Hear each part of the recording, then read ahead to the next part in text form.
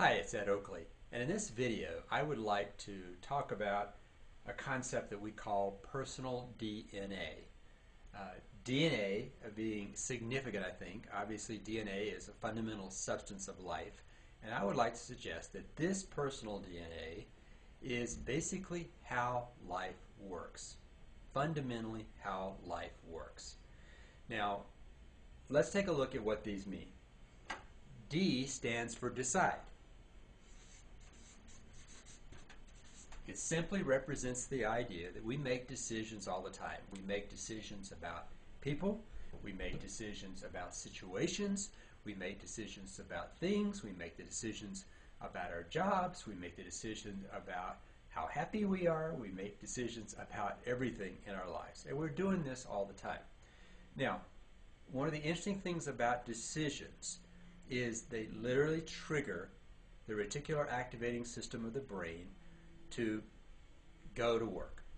So once we make a decision, the next thing we start doing is we start looking for all indications that our decision is true. So that's the second one. That is where we notice the indications that it is true. Now notice the reticular activating system, you get more of what you focus on, right? It specifically is looking for what supports our decision, not all the things that do not support our decision being true. So once we're looking for things, we notice something, what do? We acknowledge it. That's the A. We acknowledge, see there, I thought that was the case.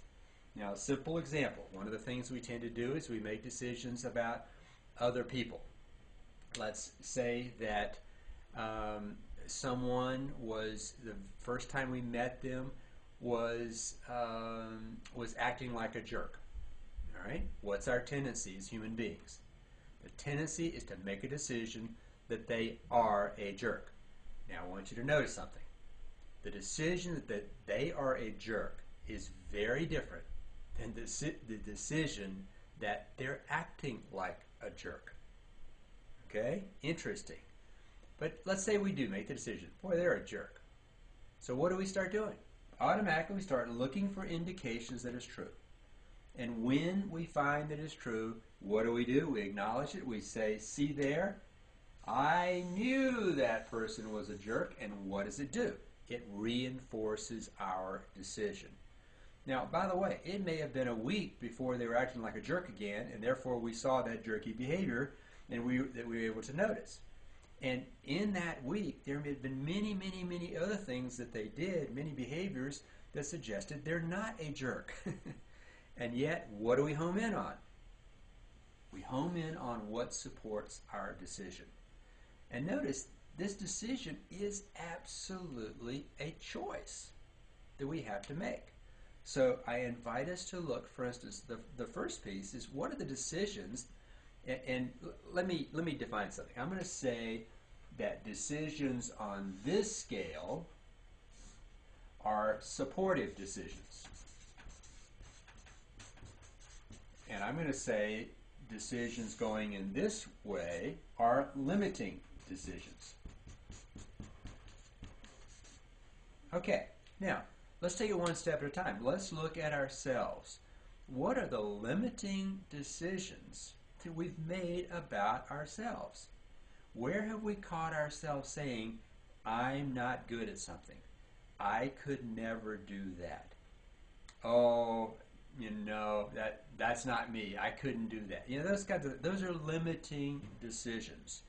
And notice that sure enough, once we make those decisions, we'll be able to point out all kinds of indications that it's true. And every time we see it in ourselves, see, I knew I couldn't do that. I knew I couldn't do that. I knew I wasn't good at that kind of thing. All right, so that's the first thing. And as I invite us to look at the limiting decisions we make about ourselves and shift those decisions. Now, am I suggesting that that you completely turn around and say, I'm extremely good at something that I don't feel like I'm very good at? No, I'm not. But I am suggesting getting up to 0. Let's make an example. suppose I made a decision when I was a kid because I drew something in art school, and maybe the teacher said, "Man, you can't draw." All right, and that stuck with me. Oh, I can't draw. That's a decision.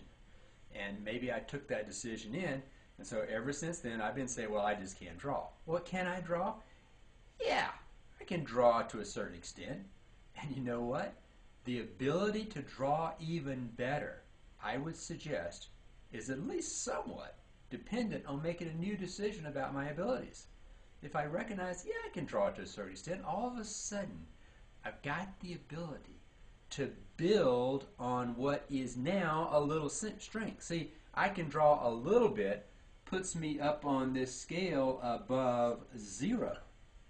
I can't draw has got me down here. You can't get to the ability to draw from there. And you can take any capability.